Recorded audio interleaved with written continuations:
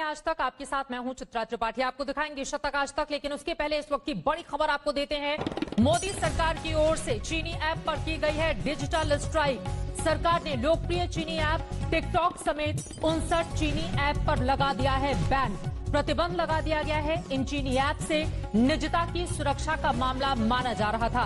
Hello और cam scanner पर भी प्रतिबंध लगा दिया गया है। यूसी ब्राउजर पर भी सरकार की ओर से बैन लगाया गया है। आपको बता दें ये बहुत बड़ा फैसला। लाइकी वीको पर भी देश में लग गया है प्रतिबंध। बीते कई दिनों से लगातार चीन के खिलाफ देश भर में जो माहौल था उसके मद्देनजर भारत सरकार का ये बहुत बड़ा फैसला इस वक्त का चाइनीज ऐप पर देश में बैन का फैसला लिया गया है। डिजिटल स्ट्राइक चीन के ऊपर आप इसे कह सकते हैं।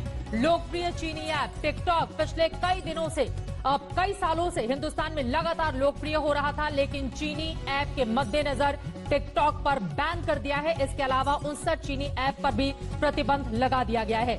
हिमांशु मिश्रा हमारे संवाददाता जुड़ चुके हैं ज्यादा जानकारी के साथ। हिमांशु, पहले से ही इस तरह की उम्मीद की जा रही थी कि सरकार कोई बड़ा डिजिटल स्ट्राइक चीन के मद्देनजर कर सकती है और आज ये बड़ा फैसला। देखिए, बिल्कुल चित्रा की बहुत बड़ा फैसला सरकार का है और सरकार ने चाइनीज की जो 59 ऐप है उन सबको बंद कर दिया और टिकटॉक से लेके तमाम जो इस तरीके की ऐप्स थी उनको बंद किया और साथ ही साथ कई जो चाइनीज कंपनियों के मोबाइल हैं उनकी वीडियो कॉलिंग को भी बंद करने का फैसला ले रही है सरकार। तो सबसे बड़ी बात यह है कि चाइना को 3 स्तर पर सरकार जो है वो चुनौती दे रही है। एक, उनको ग्राउंड के ऊपर जिस तरीके से गलवान घाटी के अंदर चुनौती दी जा रही है। दूसरा, डिप्लोमेटिक स्तर पर चाइना को किस तरीके से घेरा जा रहा है। और तीसरा, आर्थिक स्तर पर भारत सरकार की कोशिश है चाइना को घेरा जाए, क्योंकि इलेक्ट्रॉनिक्स मार्केट जो चाइना की है उसका बहुत बड़ा बाजार अगर हम देखें तो भारत है। और अगर भारत में इस तरीके से लगातार बैन होते रहे तो चाइना के लिए कह सकते हैं कि आर्थिक प्रतिबंध जो है वो भारत के द्वारा लगाया जा रहा है। और ये बात चाइना को समझ भी धीरे धीरे आने लगी है अगर हम देखें।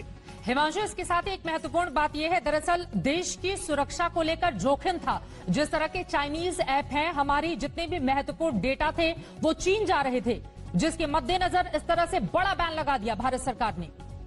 देखिए, बिल्कुल ये डाटा तो जरूर चीन जा रहे थे और इन ऐप के जरिए चाइना को एक बहुत बड़ा ये कह सकते हैं कि आर्थिक फायदा भी हो रहा था।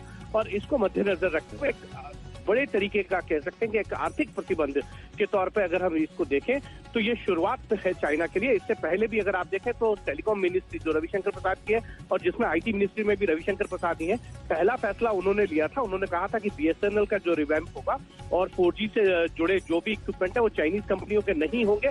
और वो शुरुआत हुई थी और आज जो है इन 59 ऐप के ऊपर अगर बैन लगा के सरकार ने दिखा दिया है कि भारत सरकार जो है वो ग्राउंड पे भी और आर्थिक क्षेत्र पे भी जो है चाइना पे लगातार जो है ये कह सकते हैं कि उसको कमर कस ली है कि चाइना को मुंह तोड़ जवाब दिया जाएगा। तो ये इस तरीके के बैन्स जो हैं वो आगे आने वाले दिनों में और भी देखे जा सकते हैं। अलग अलग मंत्रालयों से आपको इस तरीके की खबरें मिलेंगी, क्योंकि रेलवे ने भी इस तरीके के जो टेंडर्स थे जो चाइनीज कंपनियों को दिए गए थे उनके ऊपर बैन लगाया था, उनको रिव्यू किया था। और अब जब 59 इन ऐप के ऊपर बैन लगा के सरकार ने बता दिया है चाइना को कि अगर भारत बहुत बड़ा बाजार है चाइना के लिए इलेक्ट्रॉनिक क्षेत्र में भी और उनके जितने रॉ मटेरियल है उसका भी एक बहुत बड़ा क्षेत्र बाजार है और एक्साइज ड्यूटी भी बढ़ाई जाएगी।